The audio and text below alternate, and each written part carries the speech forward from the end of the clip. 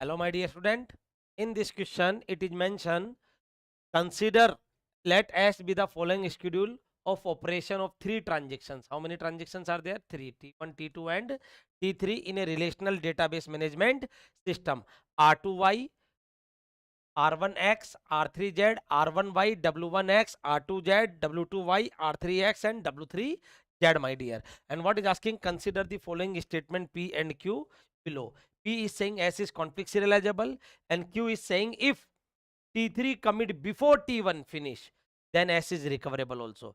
So which of the following choice is correct? Option A, both P and Q are true. B, P is true, Q is false. C, P is false, Q is true. And D, both P and Q are false. So first of all, what we do, we check it is a conflict serializable or not, my dear. A conflict serializable or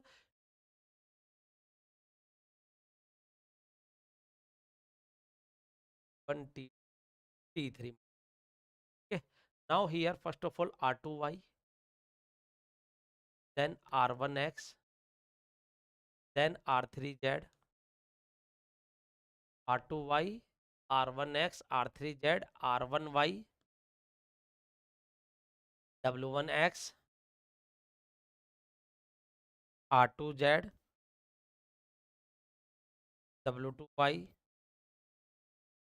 R3X and W3Z, my dear. W3Z. Now try to understand. First of all, क्या mention है? R2Y, okay. Then R1X, yes. Then R3Z, then R1Y, then W1X, then R2Z, then W2Y, then R3X, then W3Z. अब अपन को check करना है क्या ये conflict serialisable है या नहीं है. First of all what we do, we create a vertex T1, T2 and T. और अब कैसे चेक करेंगे? अपन को कॉन्फ्लिक्ट ऑपरेशन चेक करना है कि रीड के बाद राइट, राइट के बाद रीड या राइट के बाद write on same data item from one transaction to another transaction. Okay, तो इधर देखो रीड वाई है, क्या इसके बाद, बिकॉज ये T2 ट्रांजेक्शन में, तो क्या इसके बाद T1 या T3 में राइट है on data item Y? No sir, यार write on data item X है, वाई नहीं है, इधर भी वाई नहीं, का काम खत्म. रीड एक्स, क्या इसके बाद राइट एक्स है T2 या T3 में? No sir, write x.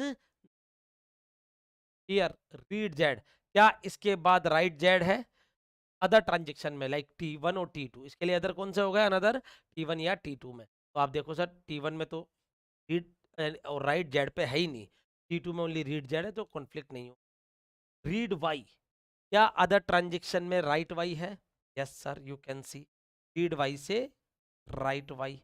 Yes sir, edge आ जाएगी आपकी T1 से T2. एज आ जाएगी आपकी कहां से कहां? T1 से T2. पहली एज आ गई आपकी T1 से T2 की. ये रीड वाई से राइट वाई है. डन. नेक्स्ट, रीड एक्स, क्या अदर ट्रांजेक्शन में राइट एक्स, क्या अदर ट्रांजेक्शन में इधर रीड एक्स या राइट एक्स है? तो आप इधर देखो, यहां तो एक्स नहीं है बट इधर एक्स है, तो यस एज आ जाएगी T1 से T3. T1 से T3, ये भी आपका काम. अब रीड जेड, क्या इसके बाद अनदर ट्रांजेक्शन, अनदर कौन से होंगे? T2 है तो या तो T1 या फिर T3. तो क्या इसके बाद राइट है जेड पे? यस सर, एज आ जाएगी आपकी कहां से कहां? आपकी एज आ जाएगी T2 से T3. डन. राइट वाई, क्या इसके बाद कुछ है? नो सर, हो गया इसका भी काम. इसके बाद तो कुछ है. क्या ये साइकिल आ रही है? No, it is conflict serial.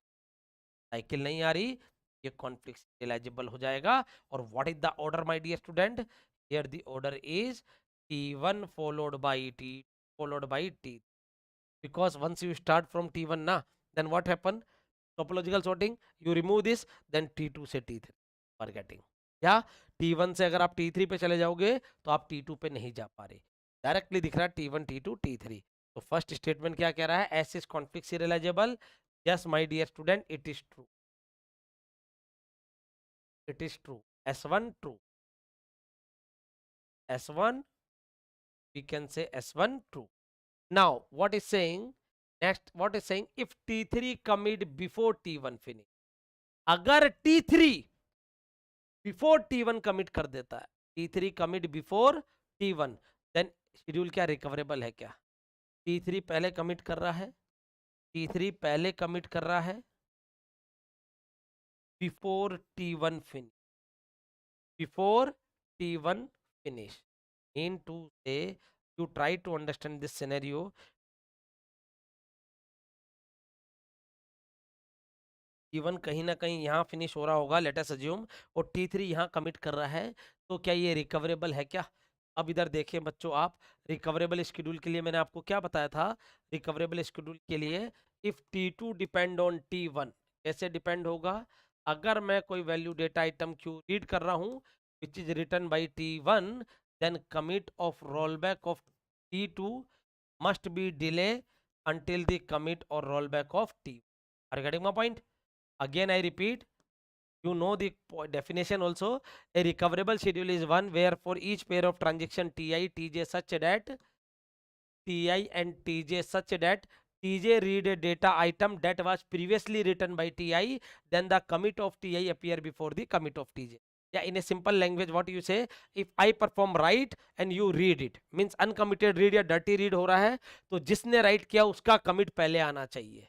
तो इधर देखो commit पहले किसका आना चाहिए? T1 का, क्योंकि write से read का हो रहा है, T1 से T2 डिपेंडेंसी है. तो ये आपका क्या कहलाता है? Recoverable schedule. क्या कहलाता है बच्चों? Recoverable schedule. अब क्या ये, इधर देखें, इधर कुछ हो रहा है ऐसा W से X? यस सर, इधर हो तो रहा है. इधर देखिए सर, ये राइट एक्स है, T1 से T3 हो तो रहा है सर. तो कमिट किसका आना चाहिए पहले? कमिट पहले आना चाहिए T1 का, लेकिन आ किसका रहा है? T3 का. ये क्या हो जाएगा? Irrecoverable schedule. इररिकवरेबल, या आप कह सकते हो नॉन रिकवरेबल शेड्यूल. इररिकवरेबल या नॉन रिकवरेबल शेड्यूल. इररिकवरेबल या नॉन रिकवरेबल शेड्यूल. तो S2 क्या हो जाएगा? ये आपका ट्रू नहीं है, ये आपका फॉल्स या इनकरेक्ट कह सकते. ये आपका इनकरेक्ट हो गया, और ये आपका ट्रू या करेक्ट हो गया. तो what is the correct answer? कि P is correct but P is true and Q is false. P is true and Q is false, might. So here P is the correct answer for this. P is the correct answer for this question.